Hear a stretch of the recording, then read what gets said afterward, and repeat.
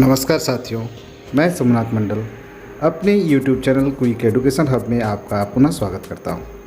आज आपको JHTPD advance module 2 में जो आखिरी गतिविधि है समझ से पढ़ने की रणनीतियाँ 2 उस आकलन की गतिविधि का कुछ प्रश्न कराने जा रहा हूं।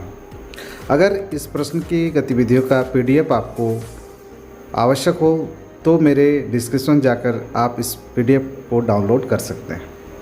आप मेरे इस YouTube के वीडियो को फेसबुक, ट्विटर एवं मेरे ब्लॉगर पेज पर भी देख सकते हैं। तो चलें, यदि आप मेरे चैनल पर नए हैं तो चैनल को सब्सक्राइब करें और बगल के बेल आइकन को भी क्लिक करें, जिससे मेरे हर नए वीडियो का नोटिफिकेशन आपको तुरंत मिल सके। तो चलें आज के इस JHTPD एडवांस मॉड्यूल 2 के आखिरी गतिविधि पर। JHTPD एडवांस 2 में तीसरी गतिविधि है समझ से पढ़ने की रणनीतियाँ 2 का आकलन। तो चलें इसके पहले प्रश्न की ओर, जिसमें पहला प्रश्न है, दीपिका जी ने बच्चों के लिए बाल मजदूरी से जुड़ा एक गद्यांश चुना और उससे जुड़ा एक प्रश्न दिया। तुमने एक घर के बच्चे के बारे में पढ़ा जो एक होटल में बर्तन धोता है। तुम्हारे अनुसार उसे स्कूल जाते बच्चों को देखकर कैसा महसूस होता होगा? आपके अनुसार यह समझ से पढ़ने के लिए स्तर से जुड़ा प्रश्न है। आप एक विकल्प को चुन सकते हैं। यह अनुमानिक स्तर का प्रश्न है क्योंकि बच्चों को गद्यांश के विषय वस्तु के बारे में अंदाजा लगाना है। यह अनुमानिक स्तर का प्रश्न है क्योंकि बच्चों को अपने पूर्व अनुभवों के अनुसार पात्र की भावनाओं के बारे में अनुमान लगाना है। तीसरा ऑप्शन है, यह मूल्यांकन स्तर का प्रश्न है क्योंकि बच्चों को गद्यांश के बारे में अपनी राय देनी है। और चौथा है, यह मूल्यांकन स्तर का प्रश्न है क्योंकि बच्चों को गद्यांश का सार लिखना है। तो इसमें जो सबसे सटीक आंसर है वह है, यह अनुमानिक स्तर का प्रश्न है क्योंकि बच्चे को अपने पूर्व अनुभवों के अनुसार पात्र की भावनाओं के बारे में अनुमान लगाना है। इस पर क्लिक करें और सबमिट बटन दबाकर अगले प्रश्न की ओर बढ़ें। अगला प्रश्न है, निम्न में से कौन सी गतिविधियाँ किसी यात्रा का विवरण पढ़ने के पहले छात्रों को करवाना सही रहेगा? आप एक से अधिक विकल्प चुन सकते हैं। विवरण में आए सभी नए शब्दों का अर्थ याद करना, विवरण के शीर्षक, चित्र आदि को देखते हुए विषय वस्तु का अंदाजा लगाना, और आखिरी ऑप्शन है, अपने किसी यात्रा के विवरण से जुड़े अनुभवों को कक्षा में बांटना। तो इसमें जो सबसे सटीक आंसर है वह है दूसरा और तीसरा। इन पर क्लिक करें और सबमिट बटन दबाकर अगले प्रश्न की ओर बढ़ें। अगला प्रश्न है, राजू ने पेयजल की कमी नाम के एक लेख को पढ़कर कहा, मैं कल अखबार में भी इस मुद्दे के बारे में पढ़ा था। पास ही के इलाके में कुछ लोगों के घर काफ़ी गंदा पानी आता है जिसके कारण लोग बीमार पड़ रहे हैं। आपके अनुसार यह कहते हुए राजू किस रणनीति का प्रयोग कर रहा है?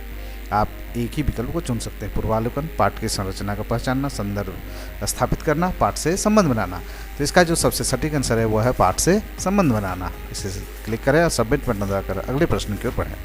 अगला प्रश्न है, ज्योति जी किसी ऐतिहासिक या सांस्कृतिक पाठ को पढ़ाने से पहले अपने लेखक और उसके ज़िंदगी के बारे में अपने छात्रों से चर्चा करती है। इतना ही नहीं, वो पाठ के समय, काल और जगह के बारे में भी उनसे बातचीत करती है। आपको क्या लगता है कि ऐसा करने से क्या होगा? आप एक ही विकल्प को चुन सकते हैं। छात्र पाठ के संदर्भ को समझ पाएंगे, छात्र एक लेख के लिखे और पाठ के पढ़ने की दिलचस्पी लेंगे, पाठ का सार लिखने में मदद मिलेगी। तो इसमें जो सबसे सटीक आंसर है वह है, छात्र पाठ के संदर्भ को समझ पाएंगे।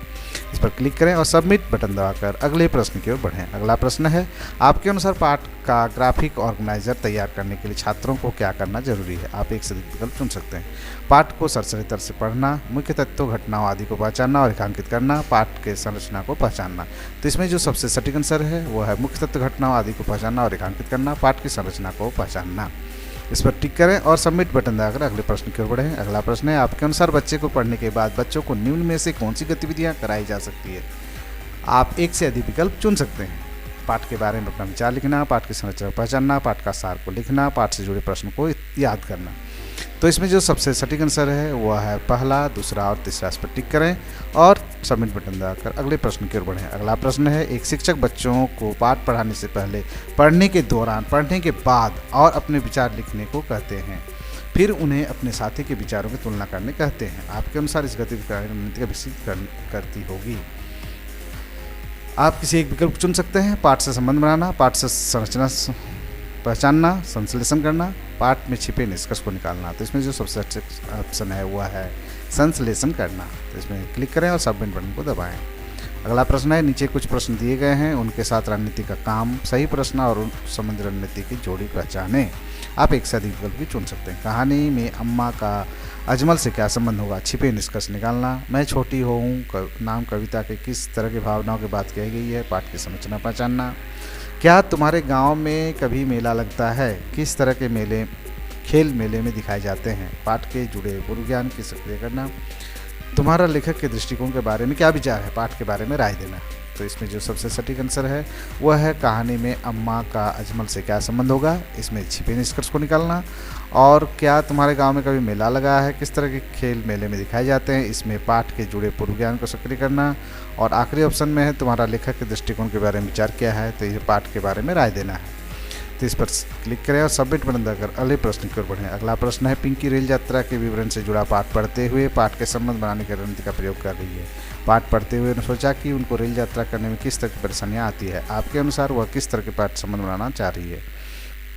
आप एक ही विकल्प को चुन सकते हैं। पाठ का स्वयं के साथ संबंध बनाना, पाठ के दुनिया के साथ संबंध बनाना, पाठ के एक दूसरे को पाठ संबंध बनाना साथ संबंध, पाठ का लेखन के साथ संबंध। तो इसमें जो सबसे सटीक आंसर है वह है पाठ को स्वयं के साथ संबंध बनाना। तो इस तरह इनसे 9 प्रश्न थे, इसमें सभी प्रश्नों का हल किया। वीडियो देखने के लिए आपका बहुत बहुत धन्यवाद।